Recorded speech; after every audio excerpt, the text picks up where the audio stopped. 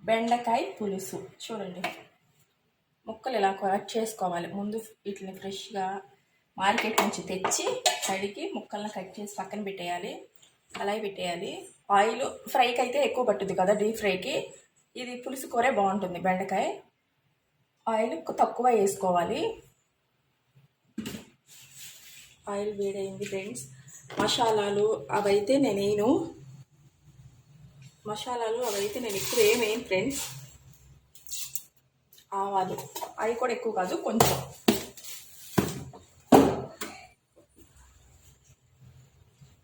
అల్లం పేస్టు అవి అయితే వేయొద్దు ఫ్రెండ్స్, ఎందుకంటే అది హెల్త్కి అంత మంచిది కాదు. తప్పదు అనుకున్న కర్రీస్లో ఓకే, నాన్ వెజ్ వాటిలో ఓకే. పులుసు కూర మాత్రం ఇలానే చేయాలి.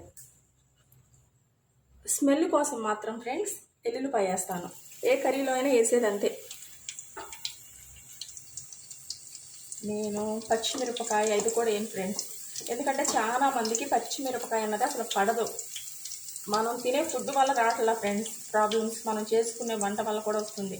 వాటిలో కొన్ని వేయకూడని కూడా ఉంటాయి, టేస్ట్ కోసం వేసుకుంటాం. కానీ టేస్ట్ వచ్చేది మాత్రం మనం వండుకునే విధానాన్ని బట్టి.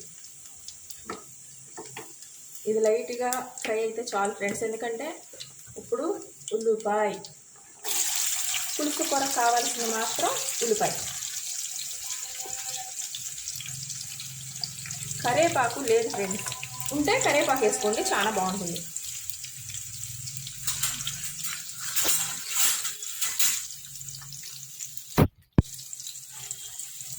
చూడండి,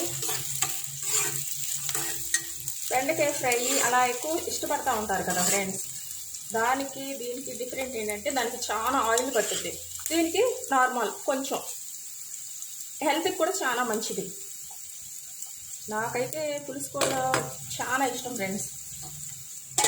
ఒక 5 నిమిషాలు ఆగండి. ఉల్లిపాయలు కూడా ఫ్రై అవుతుంది ఫ్రెండ్స్. పులుసు కూరకి ఏంటంటే బాగా ఫ్రై అవ్వక్కర్లేదు, ఎందుకంటే బెండకాయ ముక్కలు కూడా ఫ్రై అవ్వాలి కదా, వాటితో పాటు ఫ్రై అయిపోతాయి. నేను మసాలాలు అయితే ఏం వాడను ఫ్రెండ్స్. పిల్లలకు కూడా పెట్టేస్తాను. మా పాపకి 7 సంవత్సరాలు, తనకు కూడా పెట్టేస్తాను, ఎందుకంటే దీనివల్ల ప్రాబ్లం ఏమి ఉండదు.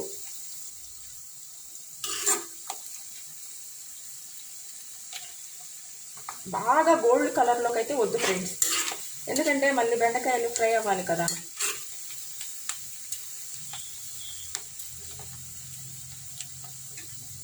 ఓకే ఫ్రెండ్స్, ముక్కలు మరీ చిన్నగా వద్దు ఫ్రెండ్స్. చక్కగా ఈ ఫ్రై అయ్యేపాటికి మీడియం ఉంటే ముక్కతో తినేస్తాను నేనైతే, బాగుంటుంది.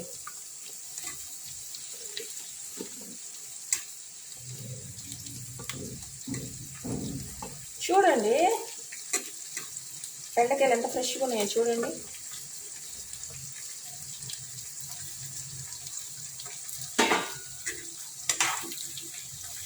ఏమి ఇలా వదిలేది.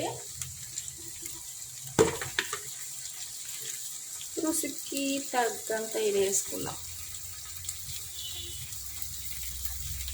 కొంచెం వేద్దాం ఫ్రెండ్స్, తర్వాత అయినా వేసుకోవచ్చు మనకు సరిపోకపోతే. ఎక్కువైంది అనుకోండి కష్టం కదా, తెల్లాం. ఉప్పు పసుపు ఇప్పుడు వేస్తేనే ముక్కకి పడుతుంది. పసుపు ఇంకొంచెం వేసుకున్నా పర్లేదు, హెల్త్కి మంచిది కదా.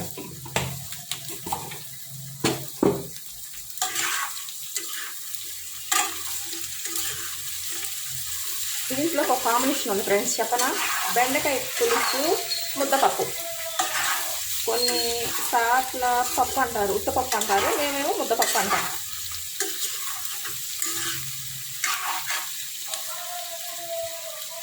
ఇవి తొందరగా కుక్ అయిపోతాయి. ఒక 5 నిమిషాలు మూత పెట్టేద్దాం.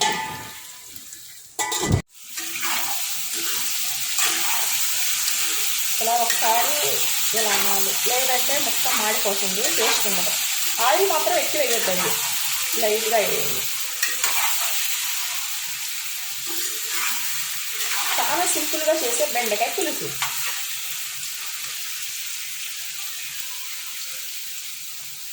ఇంకొక 5 నిమిషాలు ఫ్రెండ్స్.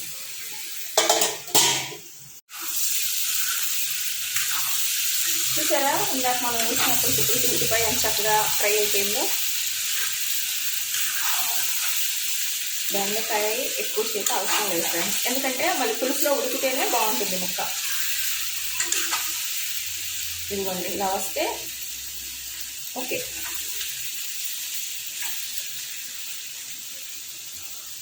ఇంకొక 2 నిమిషాలు ఫ్రై చేద్దాం ఫ్రెండ్స్. వావ్,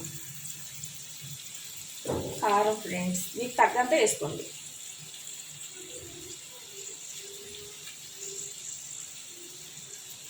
నేను కొంచెం తక్కువ వేసా, పాకు తినాలి కదా అందుకని.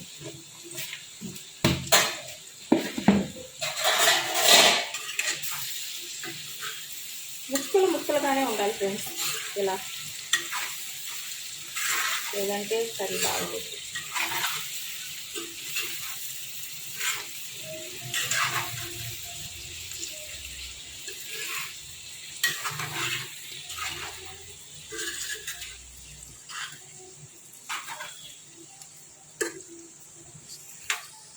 ట్రై చేస్తారు కదా ఖచ్చితంగా ఫ్రెండ్స్.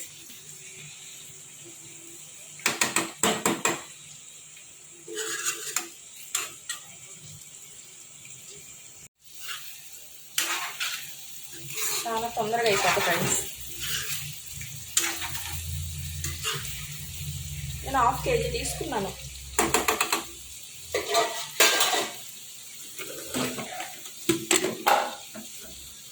మీకు దీంట్లోకి పప్పు, ముద్దపప్పు తిననోళ్ళు ఆమ్లెట్ వేసుకోండి, చాలా బాగుంటుంది.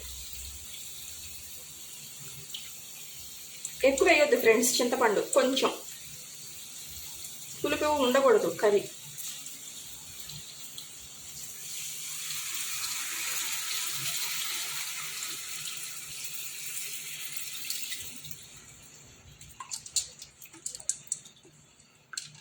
చాలా సింపుల్గా చేసుకోవచ్చు ఫ్రెండ్స్.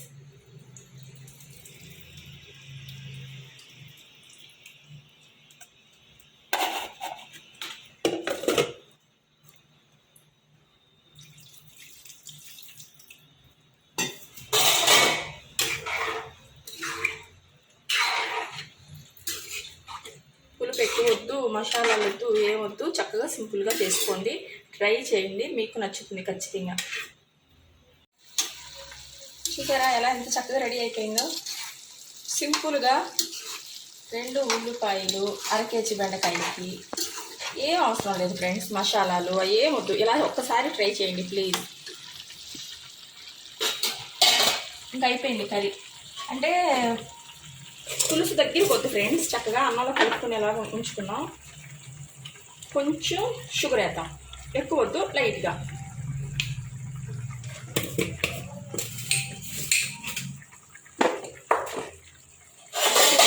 రెడీ అయిపోయాక షుగర్ అయితే మనం లైట్గా వేద్దాం ఫ్రెండ్స్, బాగుంటుంది టేస్ట్.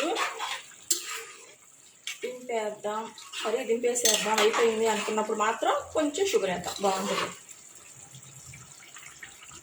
ఉప్పు కారం ఏదైనా సరే మీకు తగ్గంత వేసుకోండి ఫ్రెండ్స్. అయిపోయింది, ఇంతే, సింపుల్, వెరీ సింపుల్.